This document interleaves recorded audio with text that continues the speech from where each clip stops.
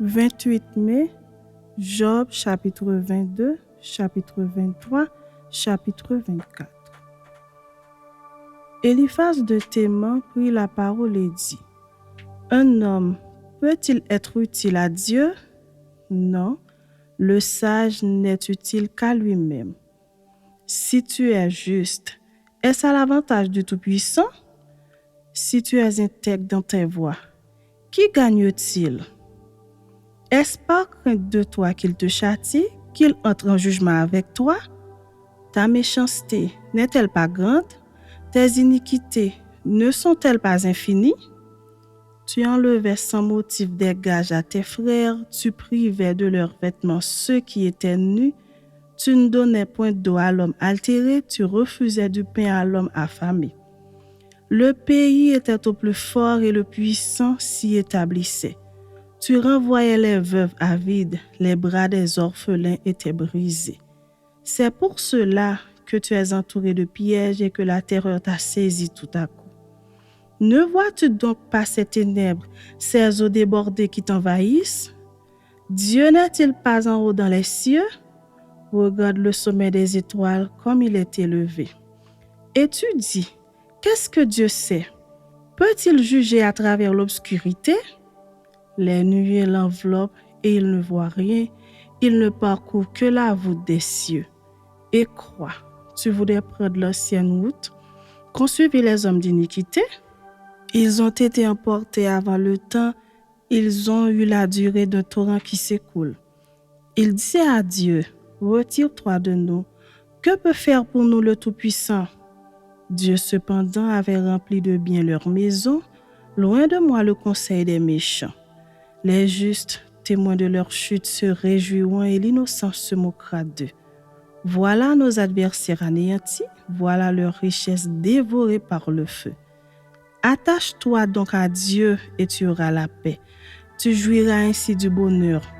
Reçois de sa bouche l'instruction et mets dans ton cœur ses paroles. Tu seras rétabli si tu reviens au Tout-Puissant, si tu éloignes l'iniquité de ta tente. Jette l'or dans la poussière, l'or d'Ophir parmi les cailloux des torrents. Et le Tout-Puissant sera ton or, ton argent, ta richesse. Alors tu feras du Tout-Puissant tes délices, tu élèveras vers Dieu ta face. Tu le prieras et il t'exaucera et tu accompliras tes vœux. À tes résolutions répondra le succès. Sur tes sentiers brillera la lumière. Vienne l'humiliation, tu prieras pour ton relèvement. Dieu secourt celui dont le regard est abattu. Il délivrera même le coupable qui devra son salut à la pureté de tes mains. Chapitre 23.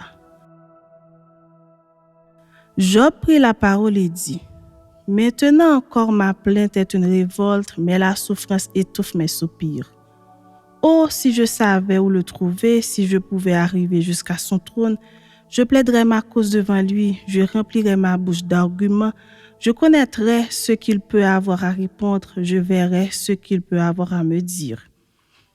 Emploierait-il toute sa force à me combattre ? Ne daignerait-il pas au moins m'écouter ? Ce serait un homme droit qui plaiderait avec lui et je serais pour toujours absous par mon juge. Mais si je vais à l'Orient, il n'y est pas. Si je vais à l'Occident, je ne le trouve pas. Est-il occupé au nord, je ne puis le voir. Se cache-t-il au midi, je ne puis le découvrir. Il sait néanmoins quelle voie j'ai suivie, et s'il m'éprouvait, je sortirais pur comme l'or. Mon pied s'est attaché à ses pas. J'ai gardé sa voie et je ne m'en suis point détourné. Je n'ai pas abandonné les commandements de ses lèvres. J'ai fait plier ma volonté aux paroles de sa bouche. Mais sa résolution est arrêtée. Qui s'y opposera ? Ce que son âme désire, il l'exécute. Il accomplira donc ses desseins à mon égard et il en concevra bien d'autres encore. Voilà pourquoi sa présence m'épouvante. Quand j'y pense, j'ai peur de lui. Dieu a brisé mon courage, le Tout-Puissant m'a rempli d'effroi. Car ce ne sont pas les ténèbres qui m'anéantissent, ce n'est pas l'obscurité dont je suis couvert. Chapitre 24. Pourquoi le Tout-Puissant ne met-il pas des temps en réserve et pourquoi ceux qui le connaissent ne voient-ils pas ses jours? On déplace les bornes, on vole des troupeaux et on les fait paître. On enlève l'âne de l'orphelin, on prend pour gage le bœuf de la veuve. On repousse du chemin les indigents, on force tous les malheureux du pays à se cacher. Et voici comme les ânes sauvages du désert, ils sortent le matin pour chercher de la nourriture, ils n'ont que le désert pour trouver le pain de leurs enfants. Ils coupent le fourrage qui reste dans les champs, ils grappillent dans la vigne de l'impie. Ils passent la nuit dans la nudité, sans vêtements, sans couverture contre le froid. Ils sont percés par l'appui des montagnes et ils embrassent les rochers comme unique refuge. On arrache l'orphelin à la mamelle, on prend des gages sur le pauvre. Ils vont tout nus, sans vêtements, ils sont affamés et ils portent les gerbes. Dans les enclos de l'impie, ils font de l'huile, ils font le pressoir et ils ont soif.